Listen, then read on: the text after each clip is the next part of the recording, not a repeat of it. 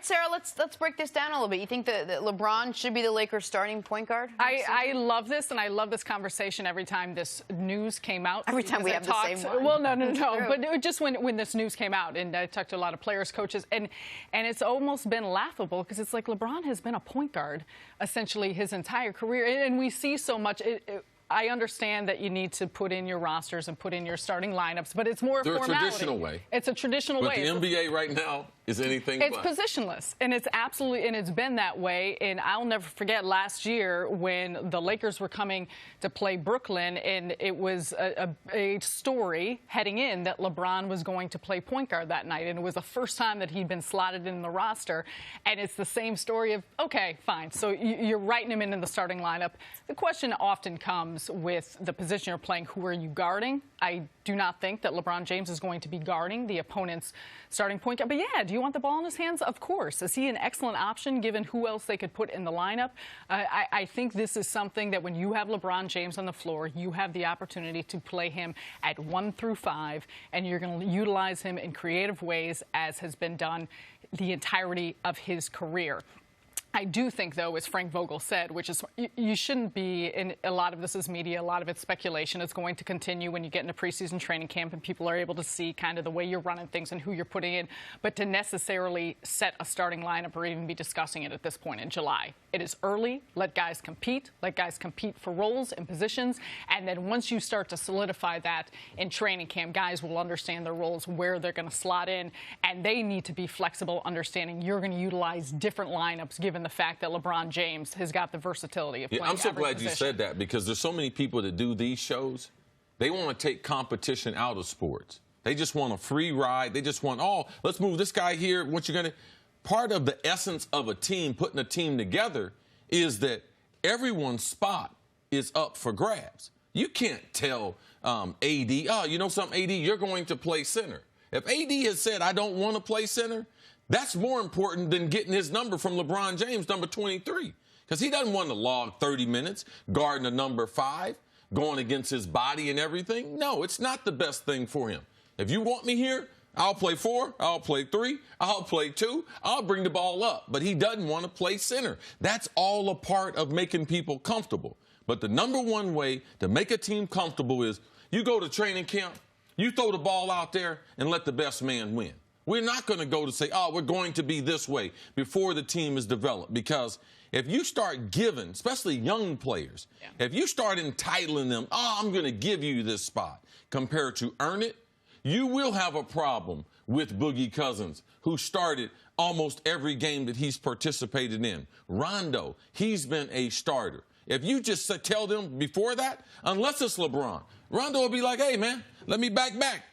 LeBron James, he is a better point guard than me. So it becomes important that we don't remove competition from sports. Because what is sports without competition? But that point right there, the one you made at the end, is why... Well, a bunch of other ones, too. Okay, but that's the one I'm going to focus on. The one you made at the end is why that naming LeBron the point guard for the starting lineup is a positive, and more than just, well, he's going to be the de facto point guard anyway.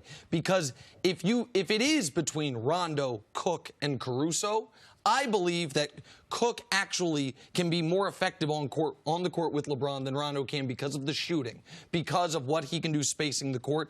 And Rondo and LeBron, Rondo was the only player on the Lakers last year that had a negative on-court rating when he played with LeBron. Everyone else was positive. You know why? Because LeBron was on the court, except for the minutes with Rondo. So when you name LeBron the point guard, then the other point guards on the roster know, okay, so I'm not starting. And I think Rondo is a guy who we know what a good leader he can be. We also know the other direction he can go. But the problem for the Lakers could be, you mentioned competition, see, and I respect it, but we know 3 of their starters. We know it. We know LeBron's starting. We know Anthony Davis is starting. We know Danny Green is starting. There's no question about it. The salaries dictate that. Their status in the league dictates that. I keep being told they are going to start a center, that they're not going to do what I think the best lineup is, which is AD at center, that they're going to start a center. So that we don't know who, Boogie or JaVale. So that leaves one spot left, and is that going to be Kuzma? probably should be Kuzma. If it is Kuzma, he has to get back to being a good three-point shooter. Last year, he was one of the worst in the league on open threes, 31% on 400 open to wide open three-pointers. That's terrible. His rookie season, 37% on open to wide open three-pointers. If you're going to have AD and a center and LeBron out there, we know Danny Green can be a knockdown shooter. You need that fifth guy in your starting lineup to be a real threat from three. So that's why I can't just give it to Kuz, because even though he's the best guy, if he's not shooting, they're going to have to find someone who can in that role. But here's the thing to go along with that, which coaches will start to figure out. We see many teams go through 10, 15, 20 different starting lineups throughout the course of the season. It changes, but a lot of it does have. Okay, what's our second unit look like? Who are we having anchor our second unit?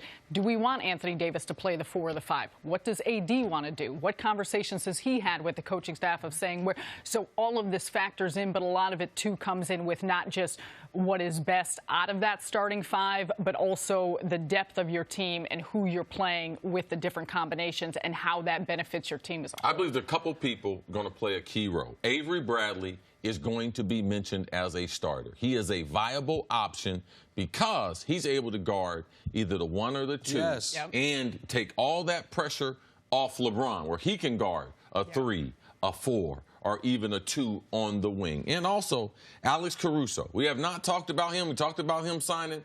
I was very impressed with him last season as far as what type of athlete. And he's going to get some minutes. Him and Quinn Cook, they're going to get some minutes. But I thought what you made as far as the minutes of that second rotation, it becomes very important. So Vogel, he knows this. They got their work cut out for him. But a lot of these options, they are good options. All right? Is Kuz going to be in the lineup? Is he going to shoot better? Boogie Cousins, can he earn that starting? Does he want to be splitting time with JaVale McGee? Or is JaVale McGee just a backup? All these things have to be worked out in training camp. But, yes, there's always competition. But people know. There's obvious. There's only a couple spots available with LeBron, with AD. Besides that, Danny Green, yes, but he still has to have an impressive training camp. Frank Vogel may know what his options are, but that doesn't alleviate the pressure of being there and making the right choices, of putting the right lineup out there, trying to make AD happy. He doesn't want to play the 5, trying to make LeBron happy with the point, trying to make Kuz happy by play. That's a lot of pressure to place on a first-year coach with the Lakers. I don't think pressure is the right word to use. This is a great opportunity. Tell me when he had a better roster. Tell me any year that Frank Vogel coached. Oh, it's not even close. That part's not even close. Thank you. That part's not even close. So how could it be that much pressure? Well, the pressure will be to get off to a good start. Because there's the stories in the LA Times are already written about Jason Kidd. So but tell me when he didn't have that. You tell me he didn't have pressure when he was in Indiana?